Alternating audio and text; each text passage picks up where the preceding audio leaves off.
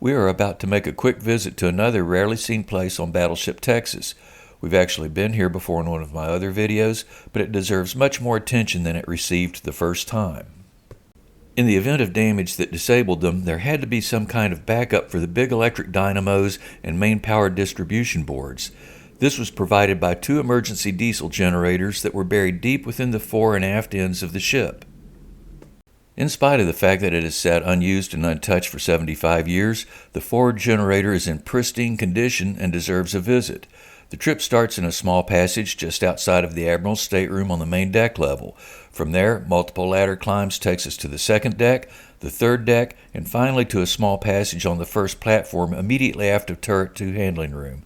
A short walk through that room, a powder handling room, and to the forward end of Turret 1's handling room leads us to the last ladder. We are currently standing in the handling room for turret number 1. As you can see by the lower turret rotating structure, still got some fire hoses on the forward bulkhead. We're about to step into this small athwartship's passage ahead of it. And you can see in here, here's a bunch of rods here and some over there. These are called reach rods, and they serve a very good purpose that we're about to see. But what we're going to do is we're going to climb way down in that trunk all the way to the bottom, and so I've got to turn the camera off because I'm going to have to use this ladder, including kind of moving around the edge of that hatch. So I'll meet you at the bottom.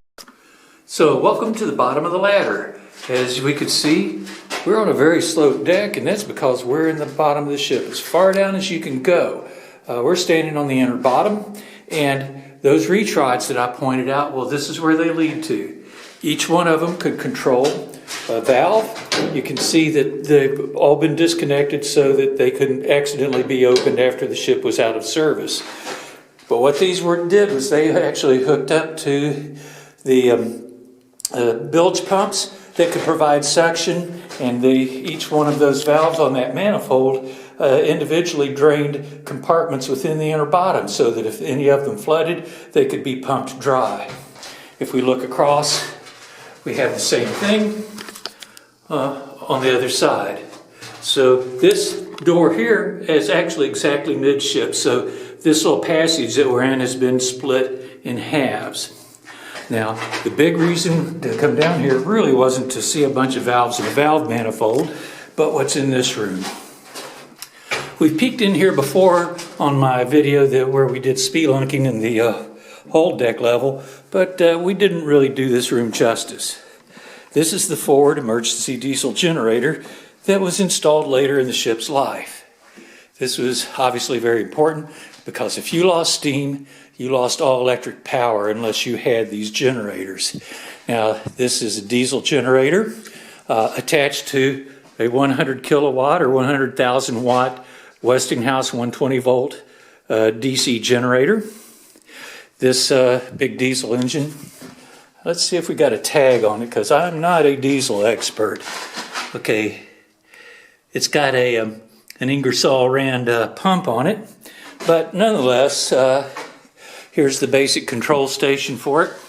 I'm going to turn the light down a little bit and also pull it off the camera so maybe we can get a little better angle to read these gauges. So we've got pressure gauges for lube oil strainers, fuel oil strainers, RPM indicator, and basically what it took. Now we could also obviously start it locally, but most importantly, this room did not have to be manned when in combat. This could be remotely started and run from other part of the ship. Okay, fuel oil drain tank. Okay, I just wanted to be sure. Anyway, let's go ahead and we'll walk around it. And here we see a controller for a blower motor. Here's a basic disconnect. And that black box further ahead right there is a battery charger. And there would have been the big batteries here in that seat that would be used to start the generator. But one thing, first of all, there's the starter gear ring for it. But one thing I discovered that I think is kind of cool is this cover could be pulled off. And now we can see inside. And let me disconnect that light again to it. And now you can see connecting rod, the crankshaft with mains on each side of it. And if you'll notice, the crankshaft is kind of centrally located because this is kind of what, as I recall, they call an H design. There are actually cylinders and pistons above and below that crankshaft. So this is a nice quick look at it. Here's the starter motor for it. Let me put that cover back on.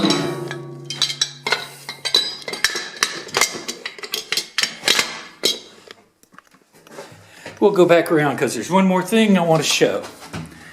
Obviously, we're generating a fairly healthy amount of power, and it's emergency power.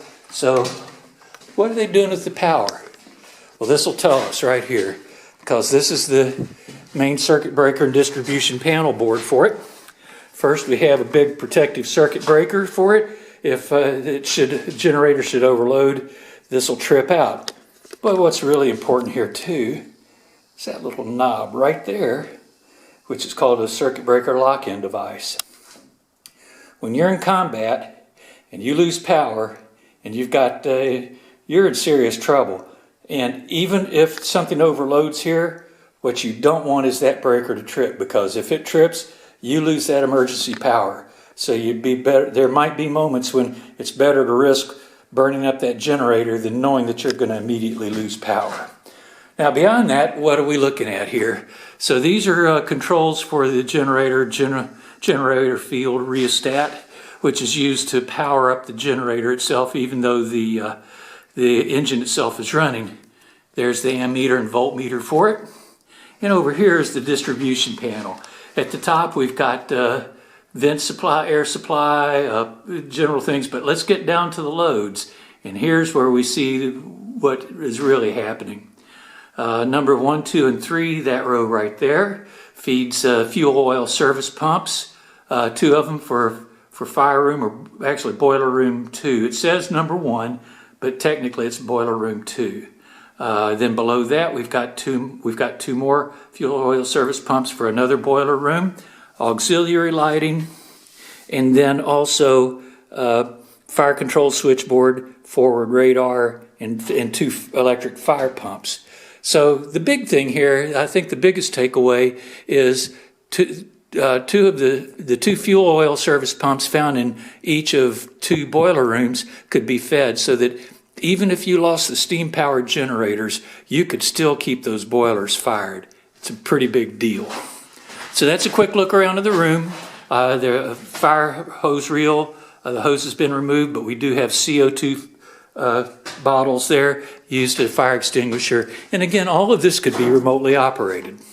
So anyway, pretty cool engine, huh? Okay, so I'm still down here in the whole deck level, and we've stepped out of the emergency diesel generator room. We've walked over to the port side, and we're about to enter another compartment that's right next to it, where we see another nice device. This is an electric fire and bilge pump. Now, the pump itself is relatively small. There's the motor, and then there's the turbine or centrifugal pump there. But you can see there's a heck of a lot of valving hooked to it there and there. We have a seacock there that could be used to pull in seawater, because this is one of several electric pumps that could be used to feed water and pressurize the fire mains. But then also using these valves, it could be cut over to feed to act as a bilge pump to assist in dewatering flooded compartments. Now there were a total of, let's see here, there was one big steam operated high volume fire and bilge pump in each of the 2 engine rooms, and then there was one in each of the 3 boiler rooms. So there's a tremendous amount of capacity just on the 5 big steam operated bilge pumps. But I don't recall how many of these there are. I know that there's 1, 2, I think there's about 6 or 7. I'd have to go back and take account. What I'll do is I'll take account, and then I will show it on a note at the bottom of the frame of this video. So anyway, again, this could be remotely operated. In general, you see this shaft here. This leads out. That one and another one that's been unhooked could be used to open and close the main input valves into this. Now, any finer control, for instance, like right here, would actually allow a hose to be hooked up to fight a fire straight from this outlet, and same here. That, or it could be used to drop a hose into a flooded compartment to help drain it. But that's basically the way it worked. This is the controller for it, and it uses pretty big electricity, and that calls for pretty big contactors. Again, these could not only were used to open and close to turn it on and off, but also used as a protective device against overloads.